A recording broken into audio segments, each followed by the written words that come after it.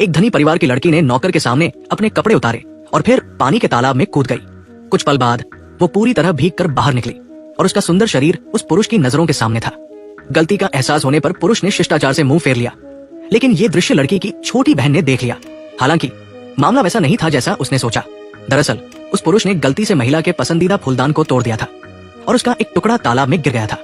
इसलिए वो उसे ढूंढने के लिए पानी में कूद पड़ी और यही वो शुरुआती दृश्य था। घर लौटने के बाद माइक का मन शांत नहीं हो पा रहा था।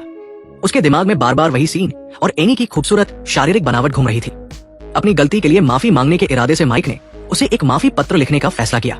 लेकिन जैसे जैसे एनी की छवि उसके मन में उभरती गई, उसका पत्र और भी खुला और बोल्ड होता गया, इतना कि उसे खुद को अपनी लिखावट देखने में शर्मिंदगी हुई।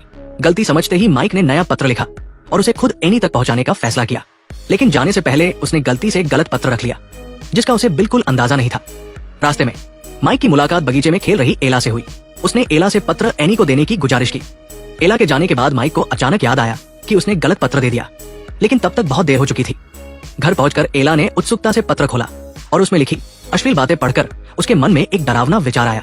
उसने जल्दी से वो पत्र अपनी बड़ी बहन को दे दिया ताकि वो उस पुरुष की गंदी सोच को समझ सके। लेकिन इस कदम ने अनजाने में दोनों के बीच की शर्मिंदगी की दीवार तोड़ दी। एक दूसरे की आंखों में देखने के बाद एनी माइक को एक स्टडी रूम में ले गई और उसने अपने दिल में दबे प्यार का इजहार कर दिया। दोनों एक दूसरे के प्रति अपने जज्बात समझ गए और करीब आने लगे। लेकिन ये नजारा फिर से एनी की छोटी बहन ने देख लिया। कपड़े ठीक करने के बाद दोनों ऐसे निकल गए जैसे कुछ हुआ ही न हो और हैरान परेशान एला अकेली उसी कमरे में खड़ी रह गई। रात के खाने पर नौकर परिवार से आए माइक थोड़ा असहज था, लेकिन एनी बेहद सहज थी और उसने टेबल के नीचे माइक का हाथ पकड़ लिया। तभी एला वहां पहुंची। दिन की घटना का खुलासा न होने से एनी और माइक ने राहत की सांस ली। उसी वक्त व्यापारी मैथ्यू ने सुझाव दिया कि गायब हुए जुड़वा बच्चों को ढूंढने के लिए लोग भेजे जाएं। सब रात के अंधेरे में उनकी तलाश में निकल पड़े। इस दौरान एला को पता चला कि उसकी चचेरी बहन के साथ किसी ने जबरदस्ती की थी। अंधेरे की वजह से एला हमलावर का चेहरा नहीं देख पाई, लेकिन माइक की पिछली हरकतों को याद कर उसने पक्का मान लिया कि ये माइक ही था। उसने पुलिस को अपनी गवाही दी और सच साबित करने के लिए वो अश्लील पत्र भी अपनी माँ और पुलिस को सौंप दिया। सारे सबूतों के बावजूद एनी को यकीन नहीं हुआ कि माइक ऐसा कुछ कर सकता है। कुछ घंटों बाद माइक गायब हुए जुड़वा बच्चों को लेकर घर लौटा, लेकिन उसे सफाई देने का मौका मिलने से पहले ही पुलिस उसे पकड़ कर ले गई। ये सब देखकर एला का मन उलझन में डूब गया।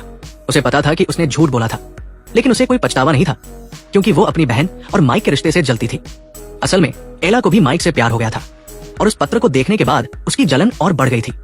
लेकिन उसे नहीं पता था कि उसका ये झूठ उसकी और उसकी बहन की जिंदगी को कितना बदल देगा। 4 साल बाद एनी से जल्दी मिलने के लिए माइक ने सेना में भर्ती होकर सजा कम करने की अर्जी दी, लेकिन जंग पर जाने से पहले उसकी मुलाकात एनी से हो गई।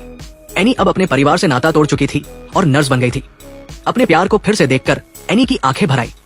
4 सालों में सबके विरोध के बावजूद माइक के लिए उसका प्यार कभी कम नहीं हुआ। लेकिन ये खुशी ज्यादा देर न टिकी।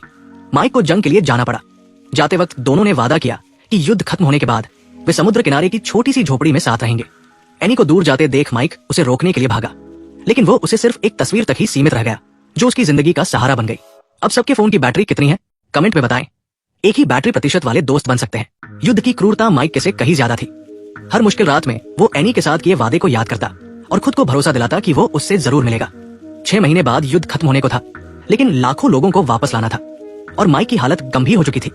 दिन बीतते गए, उसकी सेहत बिगड़ती गई। कभी कभी उसे अपनी मृत माँ का भ्रम होता, जो उसे रोकना चाहती थी। लेकिन माइक कहता, मुझे वापस जाना है, मैंने वादा किया है, वो मुझसे प्यार करती है, मेरा इंतजार कर रही है। माँ चुपचाप मुस्कुराती रहती। माइक अपने थके शरीर को घसीटता रहा, क्योंकि उसे पता था कि घर पर कोई उसका इंतजार कर रहा है। आखिरकार एक दिन साथियों ने बताया कि उन्हें लेने जहाज आ गया है। ये सुनकर माइक खुशी से भर उठा। अंधेरे में उसने एक माचिस जलाई और समुद्र किनारे की झोपड़ी की तस्वीर को देखा, जो एनी के साथ उसके वादे की याद दिलाती थी। उधर जब व्यापारी मैथ्यू और चचेरी बहन की शादी की खबर आई, तो उस रात का सच सामने आया। असल में चचेरी बहन के साथ जबरदस्ती करने वाला मैथ्यू था, जिसने पहले दिन से ही उस पर गलत नजर रखी थी।